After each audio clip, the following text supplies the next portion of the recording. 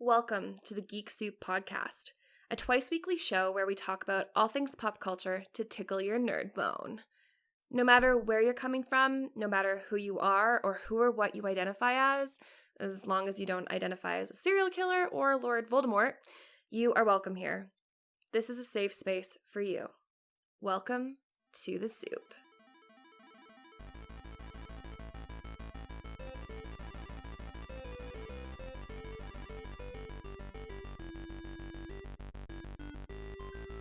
Hi, and welcome to the second episode of the Geek Soup podcast. I'm your host, Kate, and I'm here to fill your head with some geeky goodness. On our last episode, we talked about Dragon Age and had a theory-filled party about what Dragon Age 4 might bring, but until we get more teasers, I'm going to sideline that discussion on the podcast for now. Of course, if you want to continue the discussion, please feel free to join our Discord server. Head on over to my Patreon. I'll tell you where to find me at the end of the episode. But I'm not off the BioWare train just yet. Not even close. Will I ever be? Maybe? But today we are going to rock it through, see what I did there, the original trilogy, theories, and things I wish they'd done. Romances, secret Easter eggs, rumors, theories, and yes, Andromeda, eventually. It's going to be a 2-part episode, so hold on to your butts. I got into the Mass Effect trilogy late. As I mentioned last time, I have this weird anxiety that gets me way too invested in the ending of books, movies, and primarily video games. So spoilers, at least for me, are a good thing. My husband is an active video game player and played through Mass Effect when it originally came out, and at that point, the most gaming I'd ever done was making paint goblins in The Sims. Also, I cannot get the hang of a PS or Xbox controller. I can barely figure out a Nintendo GameCube controller. N64, on the other hand, well, let's just say that Mario Party is usually only a party for me because I'm that good. Anyways, when my husband would play Mass Effect, I would just sit and watch because the story was so good. And I loved the graphics too, of course. And then I heard the voice. His voice. I think everybody who has ever played or encountered Mass Effect knows exactly who I'm talking about. It's Garrus, obviously. I fell so in love with his voice and his character that I literally could not stop thinking about it. I will freely admit that I literally could not stop thinking about it. I knew that I had to play it, even though at that point I didn't know what mods were. I knew that my shepherd would meet a fate that would probably break my heart at the end. Thankfully, I play on PC, so that didn't come to pass, but stay tuned for my PC mod recommendation in a new segment. I knew, even as I played through Mass Effect 1, that I would make Garrus my man. Which brings me to my first bone to pick and our first theory. Okay, so theory first. Recently, there have been rumors of a Mass Effect trilogy remaster, which could include cutscenes and, of course, dialogue and other missions and goodies that never made the final cut. I've read articles stating that they might remaster the graphics in the Andromeda style. I don't know what I feel about that one, to be honest. Or that they might remaster them in the style of Inquisition, which, I'm not going to mince words here, has my vote 100%. I will pay them to do that if they're looking to remaster in a previously used graphic style. Saying that, though, does anybody else agree with me that Mass Effect 1 Garrus was so beautiful? Not saying that I don't like the scars in the next game. I'm married to a man in the military, so scars are kind of my thing. But there was just something about Garrus in Mass Effect 1. And maybe it was because you couldn't romance him, and it was one of those you want what you can't have kind of things. I don't know. But this brings me to a theory. And I don't even know if I would call this a theory per se, but maybe more of a hope. We know through confirmation from I think it was Casey Hudson, who's the producer on the OG Mass Effect, that they weren't even thinking about making Garrus a romance option for the next 2 games, but did because of the response from the horniest fandom in the world. The horniest fandom in the world. One, of course, I'm proud to say that I'm a part of, and hella thankful for pushing Garrus for a love interest. Thank you, Shakarian lovers. Thank you. I'm wondering if, even though he wasn't meant to be a love interest at all, if they'll maybe put in some flirtation or just introduce him as a full-blown romance option. you can probably guess that I would be a fan of the latter, but even a little flirtation would be amazing. Just, to warm us up for Mass Effect 2, because you better bet that if they do remaster the series, I am taking a week off to devour all 3 remastered games. So speaking of a remaster, I want to know what you guys think about them keeping in the already established Easter eggs. And this goes across all games. Do you think, they'll add more? I don't know I don't know how I feel about them adding more. I would love for them to keep all remaining Easter eggs because, it should feel like a newish game if they remaster it, but you still want that familiar feeling, right? You know what I'm talking about, that warm feeling that washes over you whenever you ever start a series playthrough and hear that all too familiar music at the start menu. I love that. I would play it here, but it's copyrighted, of course, and I would most likely cry. I'm not one of those cute criers either. Guys, I go full-blown Kim Kardashian ugly cry. These Easter eggs that I think they should keep would be something like the shifty cow on Antrom in the first game. I think I've only ever been pickpocketed by Shifty Cow once, and it was a complete accident. And of course, this is when I was a total noob, so I had no idea why my credits were just suddenly disappearing when I turned my back, and then I was on Google, of course, in a hot minute.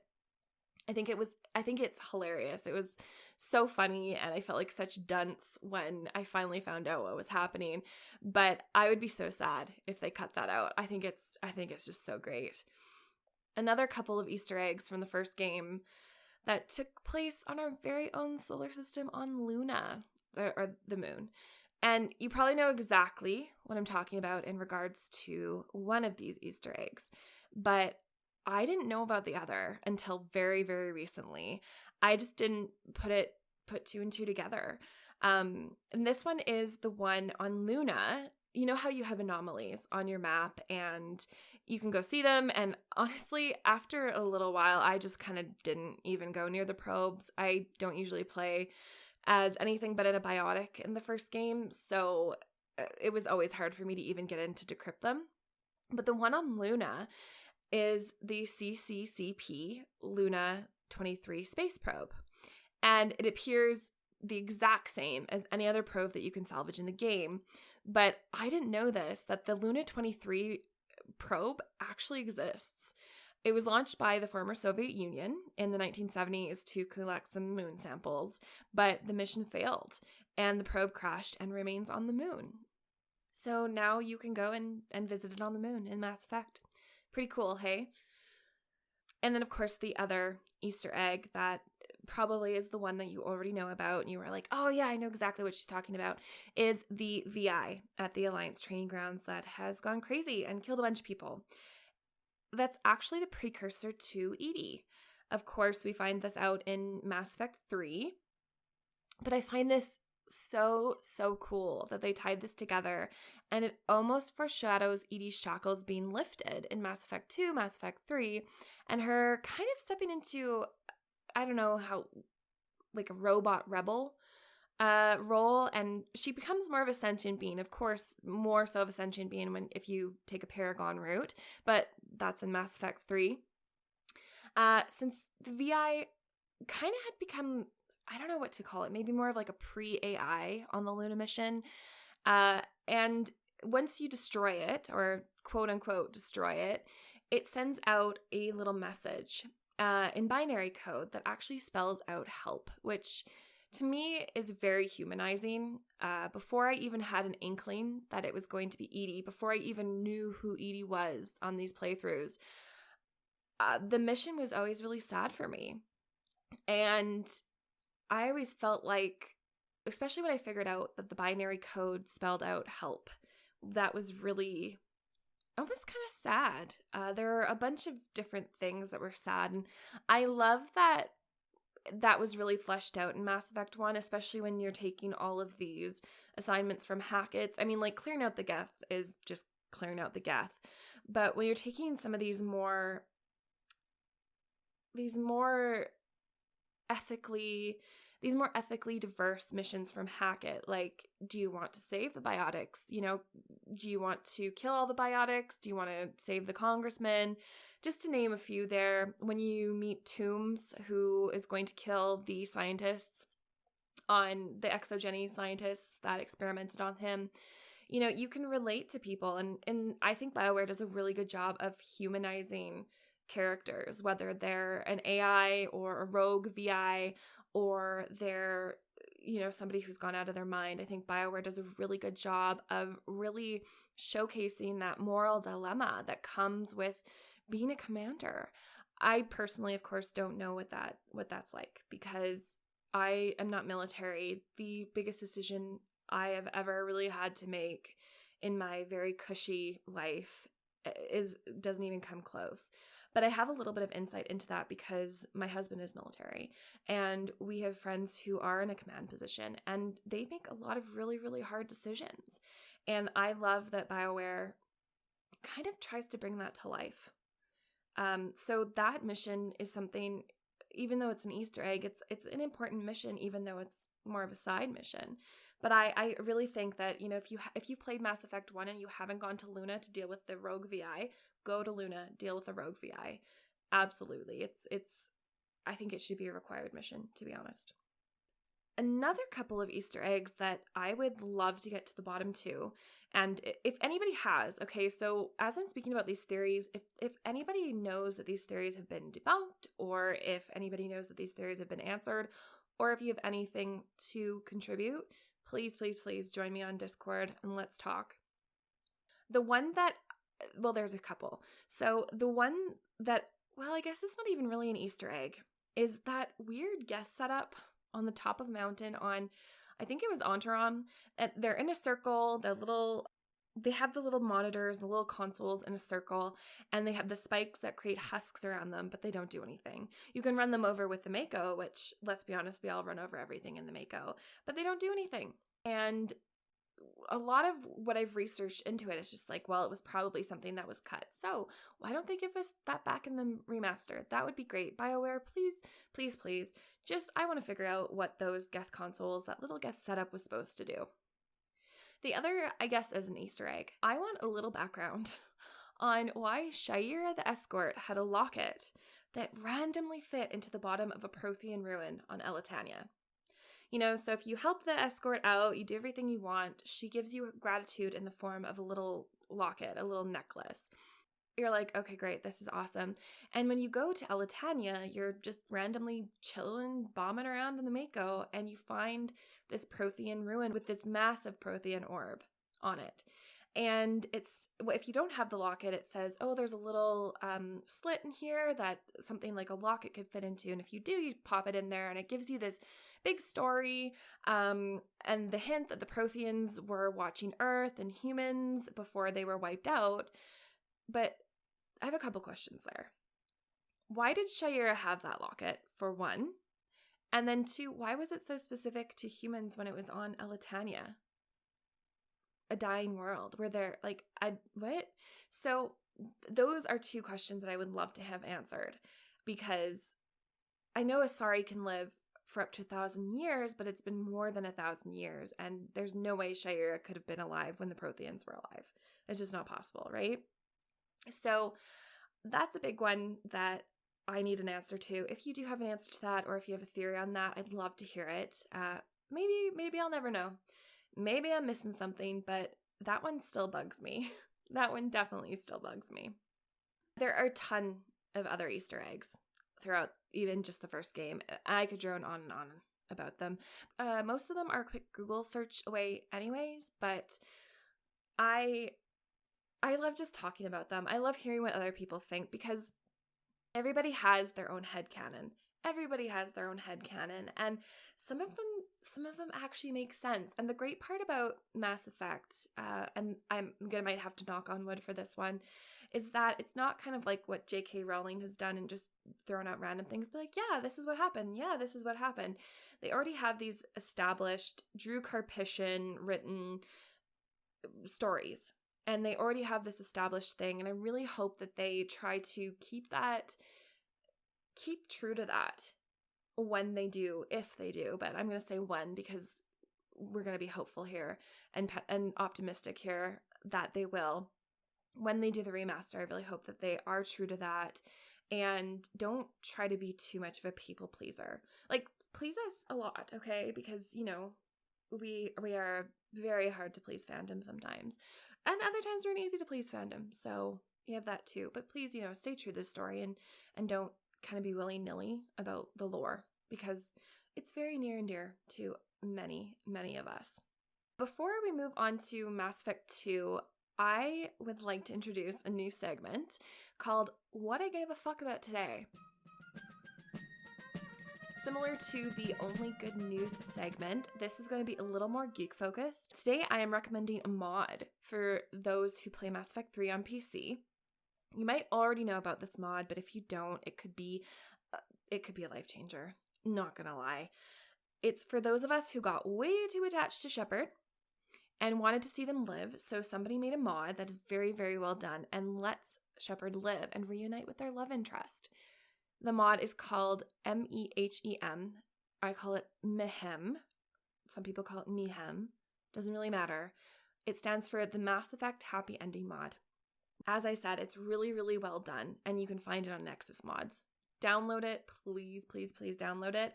One thing to note, and they'll tell you this as you're downloading it, is that if you play Mass Effect from Origin, make sure that you turn off your automatic updates just because it'll wipe out all your save game data that's attached when you have the MEHEM, the Mass Effect Happy Ending mod installed. I highly recommend it. My heart breaks no matter what the ending is. And again, the title of this episode is Why BioWare Should Pay for My Therapy. BioWare, this is why you should pay for my therapy, because I have to rely on other people to make mods, and you better not pull a Fallout 76 like Bethesda and just be like, okay guys, here's a skeleton giver with any Mass Effect or Dragon Age games from here on in. Just consider that a warning, okay? But I highly recommend this mod. My heart breaks no matter what ending or, what color I choose at the end of Mass Effect 3. And this mod just helps to keep me happy because, let's be honest, there's no Shepard without Vakarian. And that's what I gave a fuck about today. And, well, every day, because I love Mass Effect. All right, on to the second game. Mass Effect 2 was incredible. I much prefer the heatsink system to the weapon recharging cooling system from the first game. And I've heard that a lot of people are with me on this, that combat was just better. It put more emphasis on using powers, but of course if you're a soldier, you have those powers too. So I like the combat system way better. I don't usually play as soldier. I play most classes. I have played as a soldier before, but I enjoy playing as a vanguard and as an engineer the most. So much of my combat is using my powers and detonations and everything like that. So while I enjoy playing as a soldier, I'm also one of those people who kind of has OCD. Like if I can't just waste bullets, if that makes sense. You know, like I have to hit them every time, whereas powers are easier because if I throw out a singularity or a warp, I know it's going to hit them. Whereas if I'm just shooting, I usually don't hit them. So I'm just better with powers and combo detonations. Mass Effect 2 was just, well, for me, it was much easier combat interface, especially playing on PC.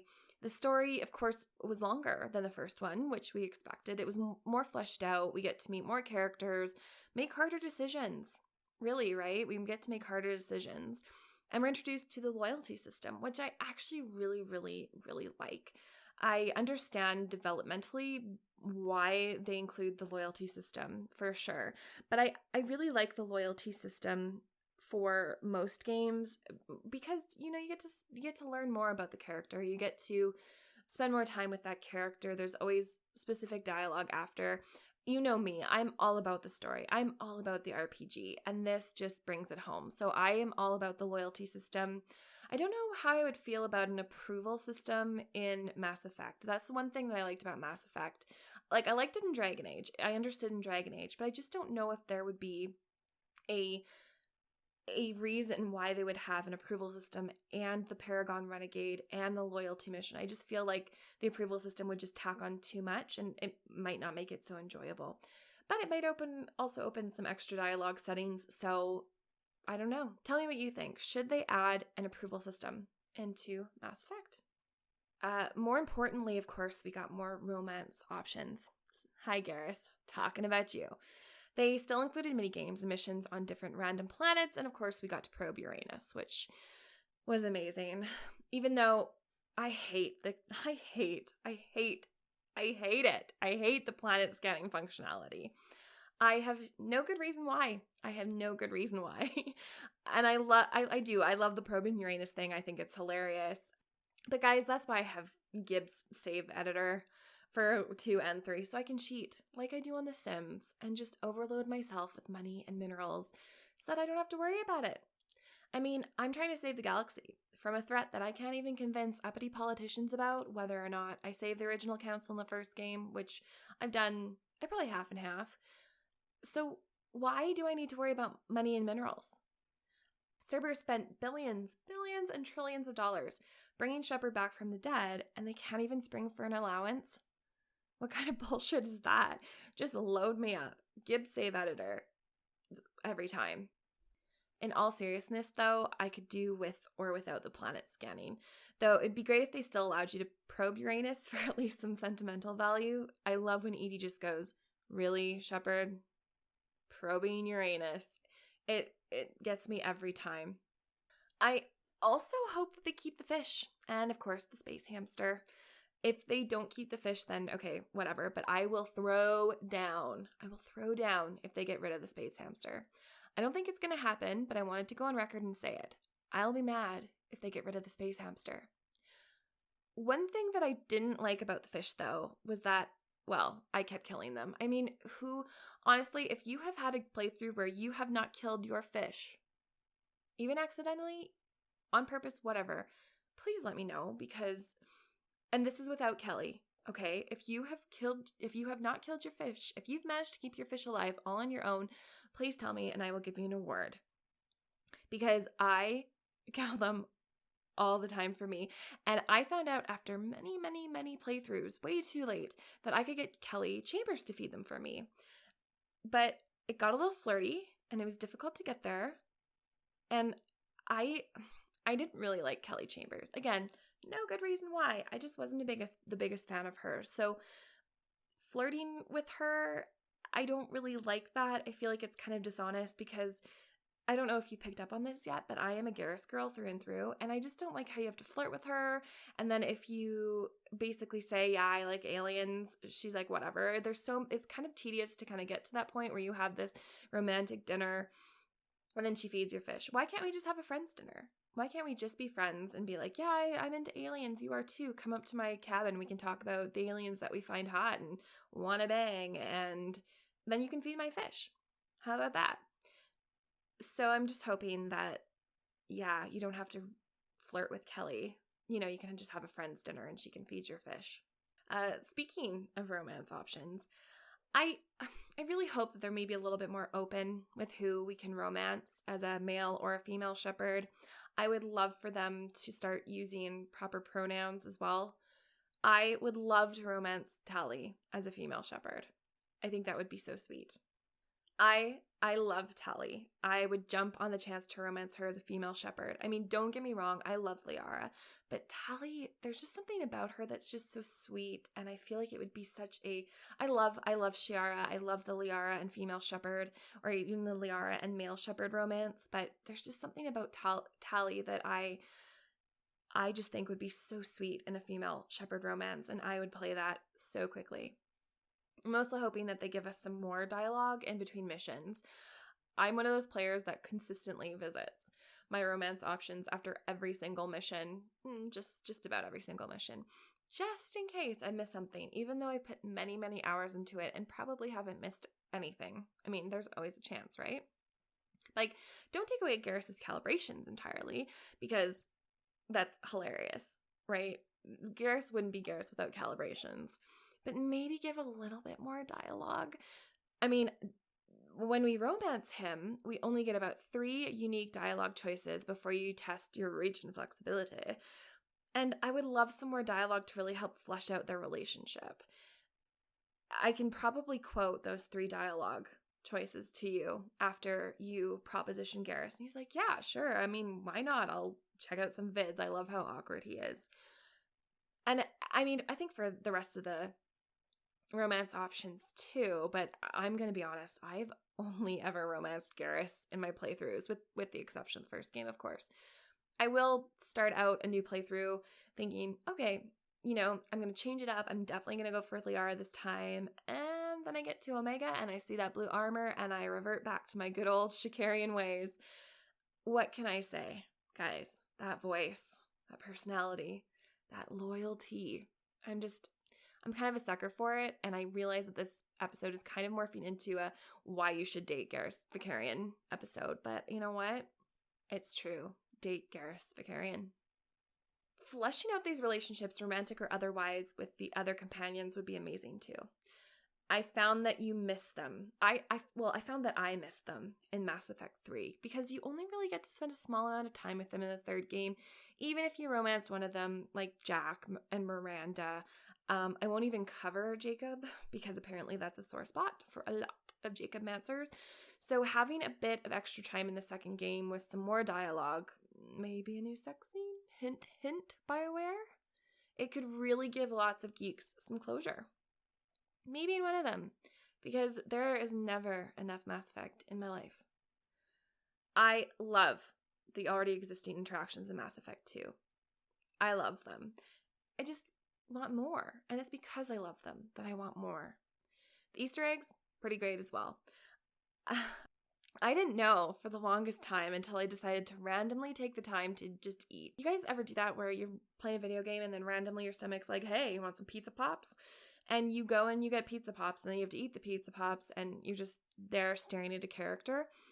I didn't know until I did that myself that when after you're speaking with Legion in the AI core and your little idol, that he will break out into dance.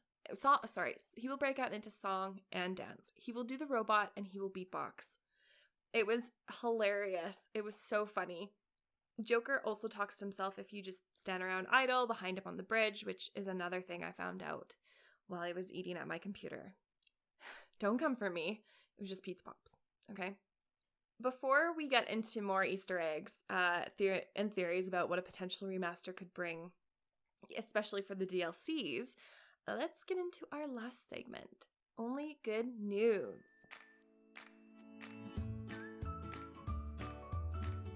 This is Only Good News on the Geek Soup podcast.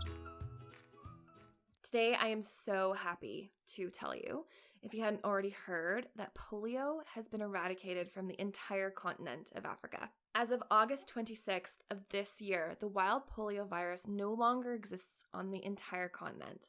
Since 1966, the African Regional Certification Commission for Polio Eradication has worked tirelessly with each nation to wipe out a disease that has paralyzed an estimated 75,000 children per year.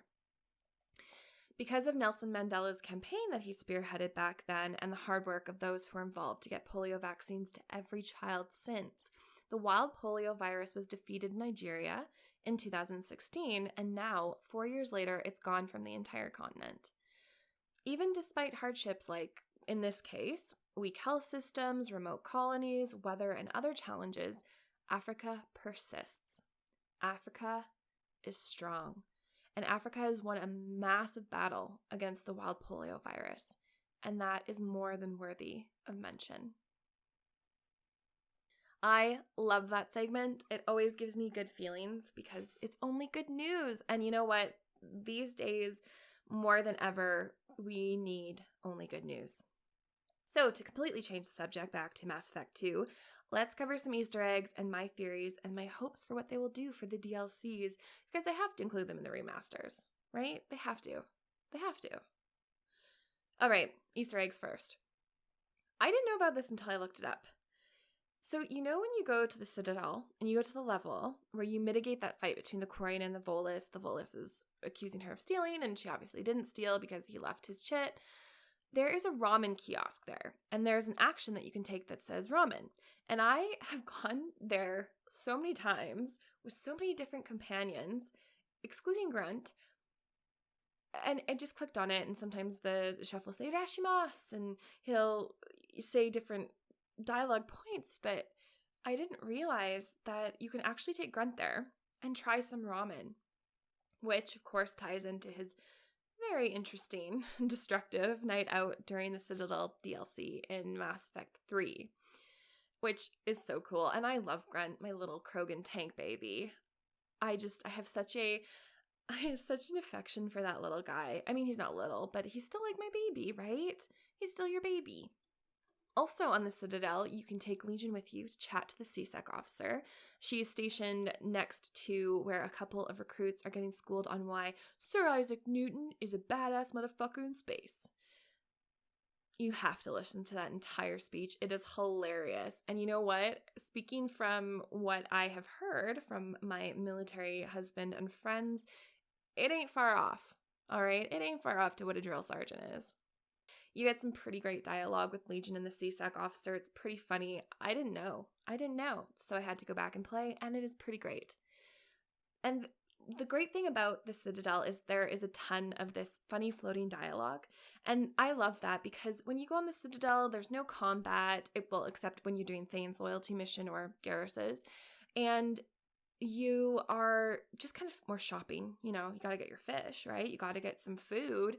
But I love that they have added this funny dialogue into it. So if you're ever wanting to just sit back, relax, have a laugh, go get your fish, just chill, just listen to the floating dialogue when you're running around the Citadel. Go to the video game merchant as well. He's got some very interesting lines. One other Easter egg in the main game that I would love to make more permanent is a Varen. You know what I'm talking about. I know it, and I know it's asking a lot, but there is that Varen on Tuchanka that if you play that Pyjack killing minigame, you can buy some meat and give it to him, and then he follows you around Tuchanka. Well, he follows you around the main little area where you go into. But I want him to follow me onto the Normandy and be my space pet. I want him to be the Normandy dog, right? Like, how cool would it be if you just randomly wandered around the Normandy as you played the game? Like, lots of workplaces have dogs, okay? A couple of battleships in the US Army have cats because of the mice, right? Why can't I have a Varen? Why can't I have a Normandy Varen? Why? Why BioWare? Why? There are also a few Easter eggs in the DLCs. You know, I love Kasumi. I do. I love her DLC, but I think that they've really hit it out of the park with the Shadow Broker DLC. Although the time it takes to walk on top of the ship to get to the Shadow Broker's main lair could be shortened. He has a lot of mercs in his employ. He has a lot on that ship. It's pretty cool. I like the ship, but we're on the outside of it, so we don't really get to see the inside of it until we are about to fight him. And I don't know, shorten one of the sections. I don't want to walk on the ship forever. I love that DLC regardless. It's so great. And I love that you can continue to go back to it. You can see the dossiers. There's little Easter eggs hidden in it. Don't change it, BioWare. It's so great. Well, do change how long I have to walk on the top of the ship there, though. Please. Kasumi's DLC was well done as well, but I would love to have more interaction with her other than after you recruit her, after you do her loyalty mission, you can walk around her room on one of the portside observation deck. You can, click her rows and her books and hear her talk, and you can click her and then hear her talk, and she always gives you a little ribbing about, hey, after the suicide mission, after you do it with your love interest, hey, I saw this person going up to your quarters, that kind of thing, which is great. I love that kind of floating dialogue, but I would have loved to see more dialogue cutscenes with Kasumi. So where you can maybe ask her about different things and get to know her a little bit better, because she is really badass, and I just feel like she was shortchanged, and I feel like the DLC was kind of shortchanged. I love it. I think it's great. Donovan Hawk was perfect as somebody to hate, but I just feel like I was a little bit shortchanged. And then there's Zaid. Personally, because I was so focused on detonation and powers and was typically a biotic, I never really took Zaid with me. I did his loyalty mission, of course, and enjoyed the dialogue there. And of course, I took him once or twice to rescue Garrus. And I like that they kind of tied in his affiliation with the Blue Suns when you talk to Tarek. But I never really got attached to him. I mean, I love the voice actor, but the character just wasn't one that I pay much attention to. Maybe I would if they did the same as what I suggested with Kasumi, make him a little bit more engaging and then give him some actual dialogue cutscenes other than, when you first recruit him or on his loyalty mission. I've gone down to chat with him and clicked on the different objects like what you do with Kasumi, and it just, I love Zaid, but I would just love to get to know him more. And also, let's make the Hammerhead maybe a little more hardy, please. I honestly like the Firewalker DLC, but it did cause me a lot of stress because, as Steve Cortez says in Mass Effect 3, the thing is made of tissue paper. And my anxiety can't handle that when it's freezing up and I'm like, I have to get all this information, guys. Like, the one that was beautiful, though, was Project Overlord. It was so great. I liked the guest ship the best. The scenery was beautiful. What an absolutely beautiful DLC. That's another one that I think they really did well with, and another one that I think that you should play. One thing that I would love, and of course I know it's a DLC, so it was released afterwards, would just be more dialogue from your companions, and only because I'm selfish and I just need more Garrus voice in my life. It would just be nicer to have maybe a little bit more dialogue in Project Overlord. Okay, one last thing. Have you ever had Shepard die at the end of Mass Effect 2? I never have, but I know that BioWare said, and I think this is a direct quote, that if Shepard dies on the collector base, then that's over. Then Mass Effect 3 doesn't happen, and you just fuck the entire galaxy with the Reapers. I always thought that was an interesting choice. It doesn't really jive with continuity, and I understand where they're coming from. They're giving you so much freedom. If Shepard dies, that's it. That's all it was. But I don't know. I just always thought that was an interesting choice. And I've always had a team member, a squad mate alive to save Shepard so that Joker doesn't have to pull me up. But I don't know. Do you guys think that they'll still include that as a possibility in the remaster? Or do you think they'll maybe have a workaround? Like you're there and you're struggling, and then somebody like Morden, or if the person who escorted the crew back, or maybe it's Dr. Chakwas, comes out and just like saves you randomly because it's a remaster. I don't know. And I know that that's kind of hypocritical because I'm like, please stay true to the story, but I don't know. Let me know what you guys think.